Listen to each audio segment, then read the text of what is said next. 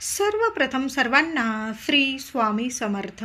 स्वामी महाराजांच्या कृपेने तुमच्या सर्व चांगल्या इच्छा पूर्ण होत ही स्वामींचरणी प्रार्थना करते आणि आजच्या व्हिडिओला सुरुवात करते. महिलांनो, आपल्या स्वयंपाकघरात नेहमी या चार वस्तू नेहमी भरून ठेवत जा. नेहमी आपल्या घराची भरभराटी होते. आपलं स्वयंपाकघर प्रत्येक गृहिणीचं, गृहलक्ष्मीचं आपलं स्वयंपाकघर म्हणजे अगदी जिव्हाळ्याचं असतं. आपला अर्धा वेळ त्या स्वयंपाकघरातच जात असतो. कुठं काय आहे, कमी जास्त, कुठं काय ठेवलेलं आहे, आपल्या महिलांना, बायकांना जास्त माहीत असतं. म्हणून या गोष्टींची काळजीसुद्धा आपणच घेतली पाहिजे महिलांनो. तर आपल्या स्वयंपाकघरात नेहमी या वस्तू भरूनच ठेवत जा महिलांनो. आता मी सांगणार आहे तुम्हाला या वस्तू, तुम्हाला माहीत पण असेल, पण माझं सांगण्याचं काम आहे. या वस्तू जर आपण स्वयंपाकघरात साठवून ठेवल्या, भरून ठेवल्या, तर आपल्या घरात पैसा साठवणुकीला राहतो. आपल्या घराची भरभराट होते. देवी लक्ष्मीचा, माता अन्नपूर्णेचा आपल्याला भरभरून आशीर्वाद मिळतो आणि अशा घरात कशालाच कधी कमी राहत नाही. त्या घराची नेहमी भरभराटी होते, प्रगती होते, मुलाबाळांची प्रगती होते. दिवस रात्र आपल्यावर लक्ष्मी माता अन्नपूर्णा भरभरून आशीर्वादांचा वर्षाव करत राहते. तर महिलांनो, पहिली गोष्ट ती म्हणजे तांदूळ.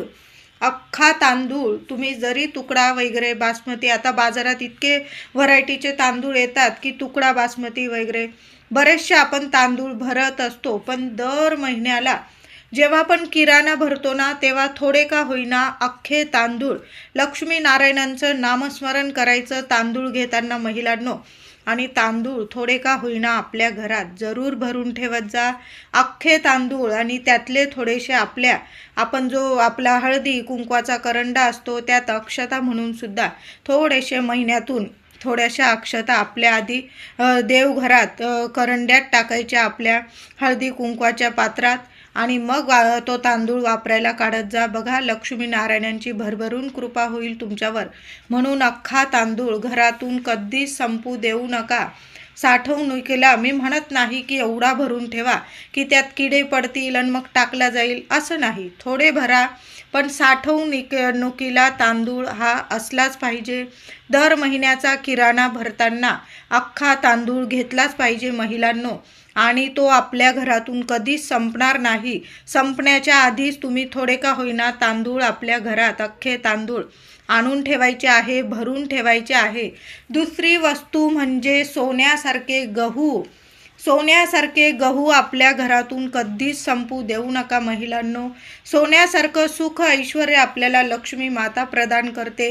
माता अन्नपूर्णेची आपल्याला भरभरून कृपा होते. बघा, तांदूळ माता अन्नपूर्णाला आपण तांदळातच स्थापन करत असतो.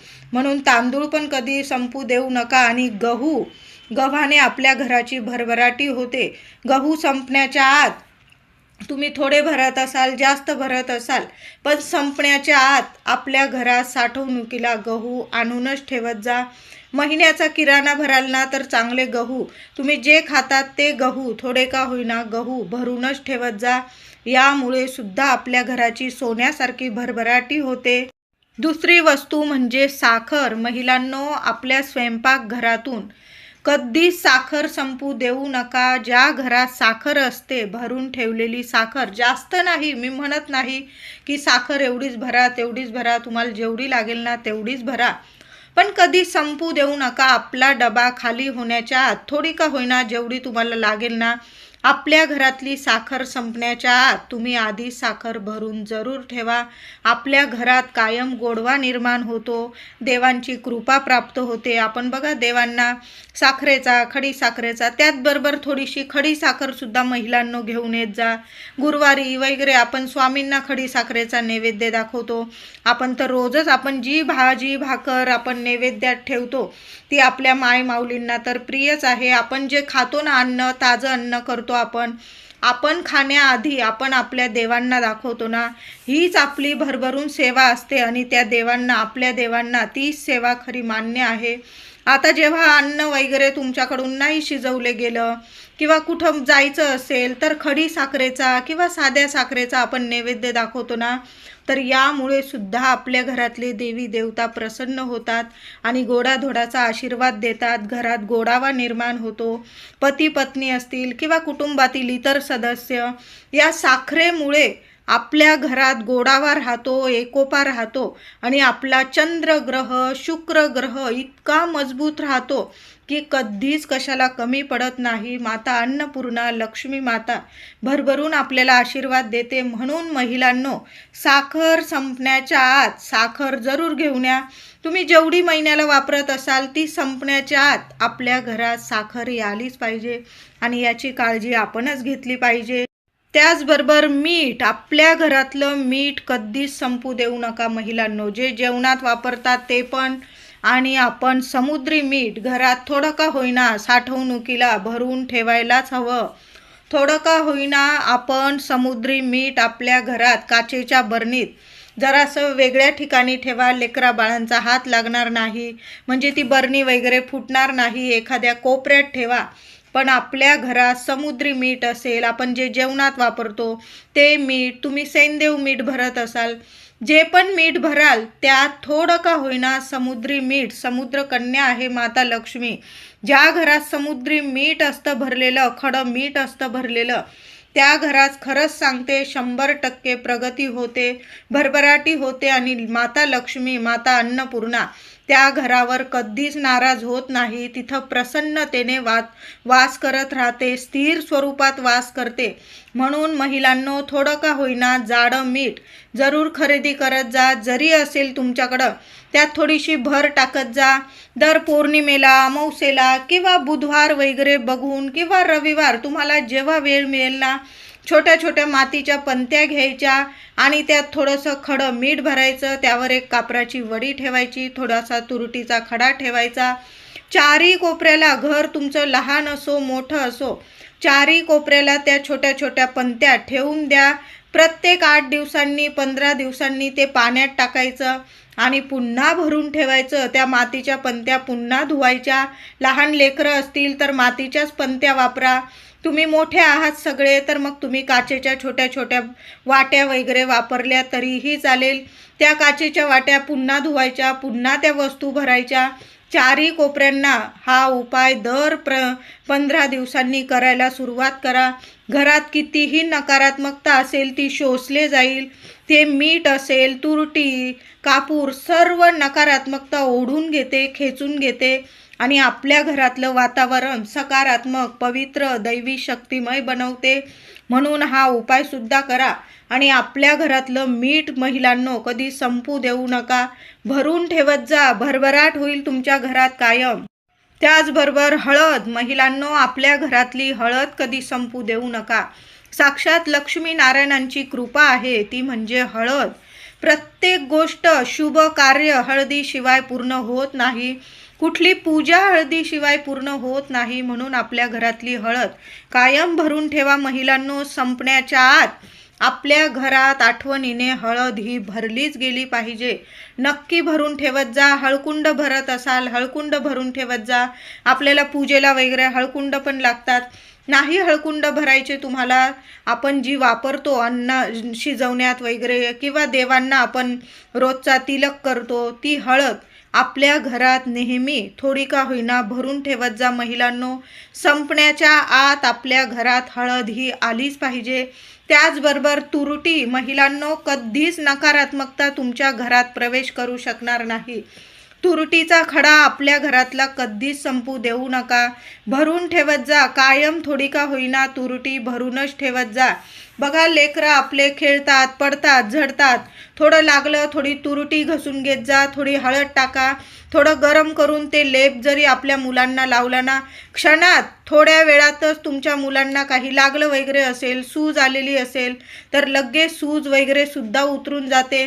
मुलांना खूप दृष्ट लागलेली आहे, प्रगतीत अडचणी येत आहे, कामात यश मिळत नाही.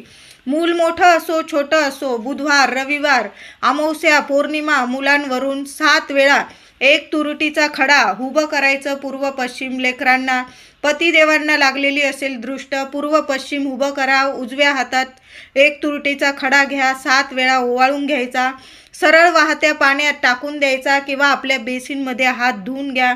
जसा जसा तो तुरटीचा खडा वितळतो ना, तशी तशी क्षणात जी नजरबाधा लागलेली असते, कितीही भयंकर नजरबाधा असू द्या, लगेच ती नजरबाधा उतरून जाते, नष्ट होते. तुमच्या घराबाहेर जर चूल असेल तर तो उतरवलेला तुरटीचा खडा तुम्ही चुलीत जरी टाकून दिला जळायला, क्षणात मुलं किंवा पतिदेव असतील किंवा इतर लोकांना, कुणाला कुटुंबातील व्यक्तींना नजर लागलेली असेल, तुरटीने नजर जरूर काढा.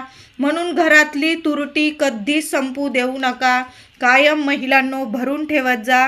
आणखीन वस्तू म्हणजे लवंग, दालचिनी, हिंग या वस्तूसुद्धा आपल्या घरातून कधी संपू देऊ नका. लवंग माता लक्ष्मीला, कुलस्वामिनीला प्रिय आहे.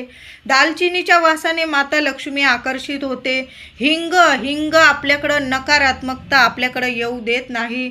म्हणून खडा हिंग पण आपल्या घरात साठवणुकीला राहू द्या. 1 खडा का होईना, किंवा तुम्ही तो पावडर स्वरूप वापरतो आपण अन्नात वगैरे, तो जरी हिंग संपण्याच्या आत आपल्या घरात हिंगाची डबी आलीच पाहिजे. लवंगा थोड्या का होईना, लवंगा काही होत नाही लवंगांना. प्रत्येक तुम्ही साखरीत लवंग ठेवू शकतात. मसाले आपण भरतो, तांदूळ, गहू, ज्यात कीड लागेल अशा वस्तू असतील, प्रत्येक गोष्टीमध्ये तुम्ही 2-2 लवंगा टाकून दिल्या ना, आपल्या अन्नधान्याला सुद्धा कुणाची नजर लागत नाही आणि आपल्या लक्ष्मीला बरकत येते. महिलांनो, लवंग, दालचिनी, हिंग कधीच संपू देऊ नका, भरून ठेवत जा. काहीही होत नाही. वर्षानुवर्ष तुम्ही त्या वस्तू अगदी छान वापरू शकतात. दूध, दही, तूप या वस्तूसुद्धा महिलांनो, दादांनो आपल्या घरातून कधीच संपू देऊ नका. आता दूध, दही एखाद्या वेळेस संपू शकतं, तरी पण आपण आणा याचा प्रयत्न करा की आपल्या घरातलं दूध, दही, तूप, गाईचं तूप थोडं का होईना, गाईचं तूप आपल्या देवांसाठी जरूर थोडं का होईना भरून ठेवावं. तुम्ही 100 ग्रॅम भरू शकता किंवा पाव किलो, अर्धा किलो, तुम्हाला जेवढं तूप लागतं देवांसाठी, गाईचं तूप आपल्या देवांसाठी जरूर असावं. त्या घरात माता लक्ष्मी खूप प्रसन्न राहते. जी महिला गाईच्या तुपाचा दिवा रोज तुळशीजवळ, देवांजवळ लावते, त्या घरात कधीच कुठली नजरबाधा असेल किंवा कुठली दरिद्रता कधीच येऊ शकत नाही. त्या घराची कायम भरभराटी राहते आणि तुपाच्या वासाने, गाईच्या तुपाच्या दिव्याच्या वासाने आपल्या घरातील देवी देवता प्रसन्न राहतात, पितृदेवता प्रसन्न राहतात, आपली कुलस्वामिनी प्रसन्न राहते. बघा, एवढे देवी देवता, आपले पितृदेवता प्रसन्न जर होत असतील तर त्यामुळे आपल्या घरातलं गाईचं तूप अजिबात संपू देऊ नका. संपण्याच्या आधीच थोडं का होईना गाईचं तूप नक्कीच घेऊन येत जा. तुम्ही जरी म्हशीचं वगैरे तूप खाण्यात वापरत असाल, पण देवांना जो दिवा लावतो, काही म्हणजे उपाय तापाय करतो, पंचामृत बनवतो आपण, त्यात गाईचं तूपच वापरत जा. म्हशीचं तूप वापरू नका, नाही तर त्या पंचामृत देवी देवता स्वीकार करत नाही. घरातला कापूर कधी संपू देऊ नका. महिलांनो, दादांनो, भीमसेन कापूर वापरत असाल, साधा आपल्या देवी देवतांची आरती करतो आपण, तो कापूर कधी संपू देऊ नका. आधीच थोडा का होईना कापूर, दर महिन्याला थोडा का होईना कापूर जरूर घेऊन येत जा. आता कुणी तुमच्याकडे या वस्तू घरातून मागितल्या महिलांनो, अजिबात देऊ नका. आणि संध्याकाळी तर चुकून सुद्धा आपली लक्ष्मी कुणालाच देत जाऊ नका. मग तांदूळ असेल, गहू असेल, साखर, मीठ, हळद, तुरटी, लवंग, दालचिनी, हिंग, दूध, दही, तूप, गव्हाचं पीठ आणि कापूर या वस्तू संध्याकाळी तरी महिलांनो कुणालाच देऊ नका. तसं तर कधीच आपल्या घरातल्या या गोष्टी देऊ नये, पण शेजार धर्म असतो, थोडं का होईना आपली देवाणघेवाण होतच असते. त्याचबरोबर दर शुक्रवारी माता अन्नपूर्णेला धान्य अर्चन करत जा. म्हणजेच आपण जसं कुंकुमार्चन करत असतो तसंच माता अन्नपूर्णेला प्रत्येक महिलेच्या देवघरामध्ये माता अन्नपूर्णेची मूर्ती तर असेलच, आपण दररोज देवांची सेवा करतो, अभिषेक करून पूजा करतो. दर शुक्रवारी तुम्ही तांदूळ असेल ते बदलत असाल तर दर शुक्रवारी तांदूळ बदलावे. जे तांदूळ असतील आधीचे ते तुम्ही डब्यात टाकू शकता किंवा पक्ष्यांना जरी घातले तरीही चालेल. दर शुक्रवारी नवीन तांदूळ घ्यावे आणि माता अन्नपूर्णेला धान्य अर्चन करत जा. माता लक्ष्मीला कुंकुम अर्चन करत जा. आपली जी देवघरात हळदी कुंकवाचा जो करंडा असतो, कुयरी असते, त्यात थोड्याशा अक्षता आपण जेव्हा महिन्याचा किराणा भराल महिलांनो, जे तांदूळ भराल ना, प्रथम अन्नपूर्णेला अर्पण करत जा. त्याचबरोबर थोड्याशा मूठभर अक्षता आपल्या देवघरातील हळदी कुंकवाच्या करंड्यात काढून घेत जा. दर महिन्याला जेव्हा पण तुम्ही तांदूळ विकत आणाल ना, प्रथम मूठभर तांदूळ आपल्या देवघरात देवी आईला वापरावे, देवांना अर्पण करावे आणि मग आपल्याला वापरायला सुरुवात करत जा. यामुळे सुद्धा कायम तुमच्या घरात लक्ष्मीला बरकत राहील. माता अन्नपूर्णेचा, माता लक्ष्मीचा कायम तुमच्या घरावर, तुमच्या डोक्यावर, घरातल्या लक्ष्मीवर कायम तिचा वरद हस्त जर असला ना, तर या घरात, तुमच्या घरात कधीच कशाला कमी पडणार नाही. या गोष्टी तर आवर्जून करत जा. आणि दररोज आपण जे जेवण बनवाल, जो स्वयंपाक कराल, त्यातील पहिला तुकडा भाकरीचा असू दे, पोळीचा असू दे, तुमच्या घराजवळ जर गाय येत असेल, कुत्रा येत असेल किंवा चिमणी, पाखरं, कावळा येत असेल, अगदी चतकोर तुकडा जरी काढून तुम्ही खिडकीत, दाराशी ठेवला, अंगणात ठेवला ना, तर तो तुकडा खाल्ल्याने सुद्धा आपल्या घराची खूप भरभराटी होते आणि आपल्याला अन्न, धान्य, पैसा, आरोग्य कधीच कशाला कमी पडत नाही. पितृदेवांचा भरभरून आशीर्वाद राहतो. म्हणून जेव्हा पण तुम्ही जेवण बनवाल ना, अगदी घासातला घास, तुम्ही जेवण्याच्या आधी अगदी थोडासा चतकोर तुकडा, भाकरी असो, पोळी असो, बाहेर कुत्रा असेल, मांजर असेल, गाय असेल, चिमणी, पाखरं, कावळा यांना जरूर देत जा. बघा, यामुळे सुद्धा घरात चांगले अनुभव येतात. पितृदोषामुळे काही अडीअडचणींना तुम्ही सामोरे जात असाल, घरात मंगल कार्य घडत नसेल, शुभ गोष्टी घडून येत नसतील, तुम्हाला कामात अडीअडचणी येत असतील, तर स्वयंपाकघरात हा उपाय जरूर करा. जेवणातला घासातला घास जरूर, जे पण भेटेल, गाय भेटो, कावळा भेटो, कुत्रा भेटो किंवा चिमणी, पाखरं, त्यांना देऊन तर बघा. नाही बरकत आली तुमच्या संसारात तर मला बोला.